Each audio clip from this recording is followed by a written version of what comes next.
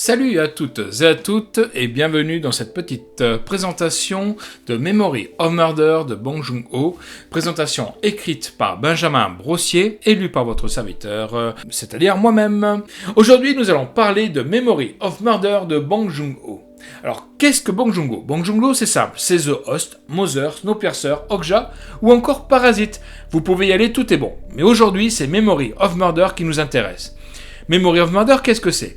C'est d'abord l'adaptation d'une pièce de théâtre de 1996, comme To See Me, écrite par Kim Kwang-rim et dont les représentations, vous allez tout de suite comprendre pourquoi, ont fait polémique. Qu'est-ce que ça raconte ? Eh bien, c'est l'histoire des 10 meurtres particulièrement terrifiants. Alors pourquoi particulièrement terrifiants ? Eh bien parce qu'il n'y avait jamais aucune trace d'agitation sur les scènes de crime et on supposait à l'époque que le tueur ne perdait jamais son sang-froid et terrifiait tellement ses victimes qu'elles se déshabillaient elles-mêmes avant qu'il ne les viole, les assassine et abandonne ensuite leur corps dans des fossés ou des conduites d'égout. Donc, c'est l'histoire de ces meurtres qui ont eu lieu entre 1986 et 1991 en pleine transition démocratique à Wonseong dans la province de Jeongi au nord-ouest de la péninsule coréenne. On suit le parcours chaotique d'enquêteurs qui ont suivi l'affaire et pour vous la faire courte, les types étaient complètement à la ramasse, effaçaient des preuves, en créaient d'autres, avaient des équipements rudimentaires, il fallait par exemple envoyer les tests ADN aux États-Unis, ce qui prenait un temps fou. Pour l'enquête dont parle le film, la police américaine a tout simplement répondu qu'elle n'avait pas le temps de traiter l'affaire. La police coréenne a cumulé les suspects hasardeux, arrêté tous les boucs émissaires du coin sans raison, était de plus en plus brutale avec tout le monde, la population commençait elle aussi à réagir violemment, bref c'était l'anarchie totale. Pour l'anecdote, le film a été tourné sur les lieux mêmes des événements et a pris plus d'une année de recherche, de visites et d'entretiens auprès des enquêteurs et des journalistes. Si ça vous intéresse, je vous renvoie au très bon making-of dont le lien est disponible dans la barre de description. Alors bien sûr, avec ce film, Bong Joon-ho dresse le portrait d'une Corée en pleine transition, qui abandonne une ère de dictature pour entrer dans une ère plus libérale, et donc en grande partie américaine, et traite du fossé qui existe entre cet héritage dictatorial et cette Amérique libérale en grande partie fantasmée.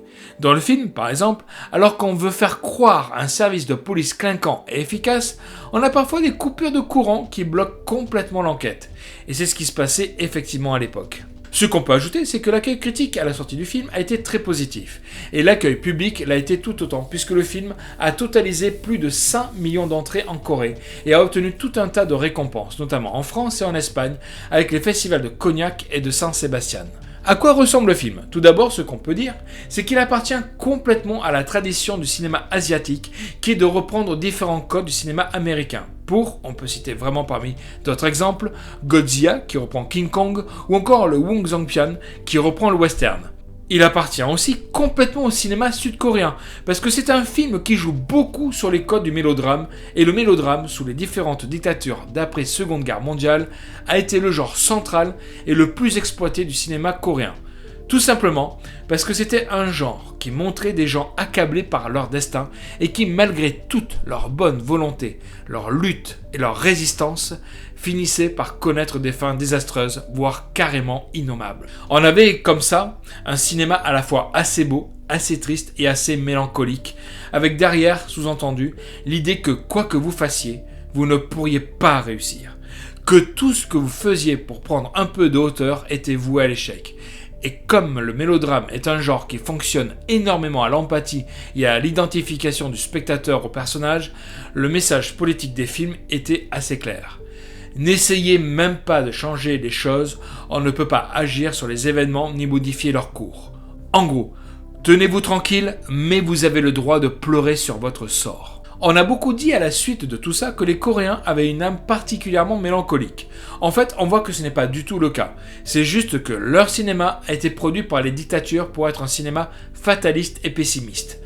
Un cinéma de mélodrame. Maintenant qu'on a dit ça, la question c'est, que fait Memory of Murder de tous ces codes ? Alors déjà, s'il reprend les codes du film d'enquête, il ne les reprend pas seulement bien sûr dans un but décoratif. Il va s'amuser à tous les désamorcer. Par exemple, on a souvent dit que le film reprenait le Seven de David Fincher. Et c'est vrai. Il y a toute une ambiance sombre et malsaine qui vient en partie de Seven, et toute une esthétique poisseuse magnifiquement rendue par la photo de Kim Young-joo et les décors de Yoo Song-hee. Mais le film va beaucoup plus loin. Alors que l'enquête menée par les deux inspecteurs dans Seven est le moteur de l'histoire et des crimes, dans une sorte de jeu du chat et de la souris, ici dans Memory of Murder, il n'y a pas d'enquête à proprement parler, ou du moins, elle ne commence jamais vraiment. On a plutôt affaire à une suite d'erreurs, d'errements, d'incompétences, de rivalités futiles, infantiles et nuisibles, surtout pour la recherche du véritable coupable. Tout ici fait défaut. Tout manque. À aucun moment, alors que les crimes continuent et que parfois on est tenté de se dire « ça y est, l'enquête est lancée », on tient enfin le début de quelque chose, on a une avancée déterminante, on assiste en fait à l'illustration sur un peu plus de 2 heures de l'incompétence de tout un État autoritaire et policier. Et là, on en revient au mélodrame. Parce qu'il se dégage bien une certaine mélancolie à la vision du film.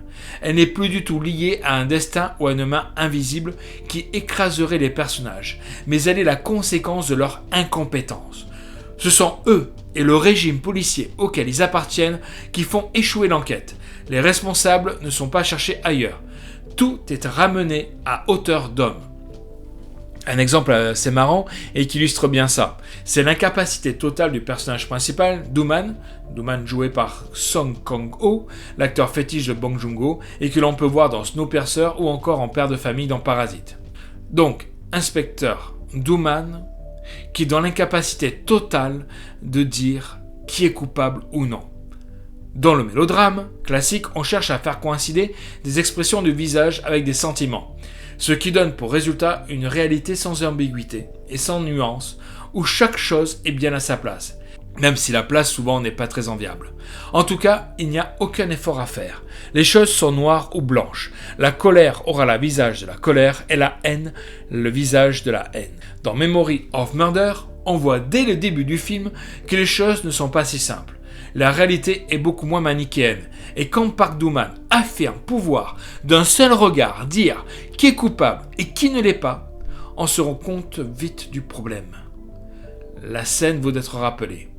Il regarde le suspect et dit pouvoir certifier quel est le coupable, mais au final on n'a pas la réponse. La scène est coupée. Par contre, comme si elle continuait de manière humoristique dans la scène d'après et venait nous apporter la réponse, du moins l'indice, Doo-man est en train de faire l'amour, et alors que la femme gémit langoureusement au-dessus de lui, au bout de quelques secondes, il lui demande s'il est bien dedans, comme si même ça, il était incapable de le savoir, ce qui paraît pourtant assez simple à vérifier, du moins à ressentir. Du coup, cette affirmation, que l'on peut voir dans les yeux d'un suspect, s'il est coupable ou non, va traîner comme une malédiction pendant tout le film, jusqu'à la célèbre scène du tunnel. Si vous n'avez pas vu le film, je n'en dis pas plus, et revient même à la toute fin quand il dit à son fils « Je suis sûr que tu as joué toute la nuit, et ne me mens pas, car je le verrai dans tes yeux. » Bien sûr, le fils s'en fout. Il sait très bien que son père ne devinera rien du tout. Alors bien sûr, on pourrait en rester à ce mélange des genres, ou alors on aurait du mal à comprendre en quoi ce film peut, encore aujourd'hui, marquer autant. C'est qu'en fait, Bong Joon-ho double son récit, et donc sa critique, d'une mise en scène qui, elle aussi, reprend les standards américains pour mieux les retourner. Par exemple, dans la manière dont est filmée la scène de crime quand les enquêteurs viennent faire les relevés. Bong Joon-ho filme en virtuose, dans de belles images tournées à la Steadicam, mais dans une virtuosité qui est au service là aussi de l'incompétence, si ce n'est du ridicule, qui est d'ailleurs, sans rappeler, en négatif, la scène d'ouverture de La Soif du Mal d'Orson Welles, autre grand film d'enquête américain, une scène qui, elle, se mettait au service d'une surcharge d'informations hallucinante. Ici, c'est plutôt le contraire.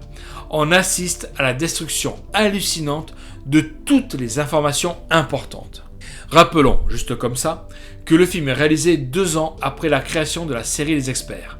Le film ne va jamais quitter ce principe. La coquille est belle, mais l'écran est vide. Alors, pourquoi un tel film a-t-il été aussi important pour le cinéma coréen ? Là, il faut rappeler rapidement le contexte du cinéma de l'époque. Bong Joon-ho, c'est un cinéaste qui a grandi au moment de la démocratisation de son pays, fin 80, début 90. Le cinéma qu'il a pu voir dans son adolescence, outre le cinéma américain bien sûr, puisque c'est bien connu, les Américains apportent la démocratie et leurs films, donc le cinéma coréen de l'époque, c'est un cinéma qui produit moins de mélodrames que dans le passé et qui est divisé avec d'une part des films qui sont calqués sur le modèle américain et qui défendent le style de vie américain. On peut citer par exemple Histoire d'un mariage et Elle et lui de Kim Woo-seok. Ou alors Le bonheur ne dépend pas des bonnes notes et Mister Mama de Kang Woo-seok, qui sont tous des films réalisés fin 80, début 90 et qui racontent tous à peu près la même chose, c'est-à-dire le quotidien de couples bien sous tout rapport, leurs déboires amoureux, leurs rencontres, leurs séparations et, bien sûr, in fine, leurs retrouvailles, un peu comme le pendant coréen des films avec Tom Hanks et Meg Ryan aux États-Unis. Donc, d'une part, ces films calqués sur le modèle occidental, et d'autre part, un cinéma au contraire très militant, qu'on a appelé la nouvelle vague en Corée et qui a duré de 1989 à 95-96 à peu près, et qui a été essentiellement réalisé par des étudiants. Pas des étudiants en cinéma d'ailleurs, et bien sûr en passant, le fait que le principal suspect soit un étudiant n'est pas innocent, puisqu'ils étaient parmi les principales victimes du régime autoritaire. Des étudiants, donc, qui ont été filmés les grèves dans les usines et se sont retrouvés en première ligne dans les manifestations. Bref, un cinéma engagé, un peu à l'image de ce qu'a pu faire par exemple Godard à la fin des années 60 en France. Ce cinéma-là, militant, a assez vite disparu des écrans, s'il n'est jamais apparu d'ailleurs, puisqu'il était principalement projeté dans les universités, rarement dans les salles, et que ses principales figures sont aujourd'hui assez méconnues, ont arrêté de faire des films pour se consacrer à l'enseignement. On peut citer, parmi les films importants de cette nouvelle vague, L'Arirang de Kuro, de Park Chan-woon, en 1989, La République Noire, et En direct de Berlin, deux films de Park Kwang-soo, le premier sorti en 90 et le second l'année suivante, trois films qui évoquent la grève, l'état policier et la révolte. Clairement, ce sont tous des films qui encouragent à la révolution communiste. Et c'est là que se pose le problème de Bong Joon-ho quand il commence à faire des films. D'un côté, il n'a pas les moyens d'Hollywood et il ne veut pas non plus se contenter d'une copie un peu pâle et sans recul du cinéma américain. Et de l'autre, il a un cinéma révolutionnaire, mais qui est marginal et qui n'a pas de moyens. D'un côté, une sorte de reculturation nationale selon les normes occidentales, et de l'autre, un cinéma qui n'a jamais franchi les portes des grands réseaux de distribution. Eh bien, ce problème, Bong Joon-ho va le résoudre en allant chercher des solutions chez les Européens, puisque les Européens ont été confrontés au même problème à la fin de la Deuxième Guerre mondiale, et surtout chez les Italiens, et plus particulièrement, bien sûr, avant tout chez Sergio Leone. Il va, comme Leone, reprendre les codes du genre américain. C'était le western chez Leone, ce sera le film d'enquête pour Memory of Murder. Y ajouter un peu plus de violence, un peu plus d'humour, comme pour mettre à distance la brutalité. Et bien sûr, comme Leone, il va ajouter une bonne dose de mélodrame à la musique, ce qui va lui permettre du même coup de se rattacher au cinéma coréen classique. Le tout, au final, comme chez Sergio Leone, va donner au film une teinte cruelle, mais profondément mélancolique. Une nostalgie étrange, nourrie par la vengeance et par l'échec. On a donc un cinéma qui crée son identité en allant piocher chez les Italiens, chez les Américains et dans son propre cinéma national, qui lui-même reprenait déjà les codes du cinéma américain. C'est de là que vient tout le brassage culturel exceptionnel du cinéma sud-coréen qui en fait, au début des années 2000, l'un des meilleurs du monde.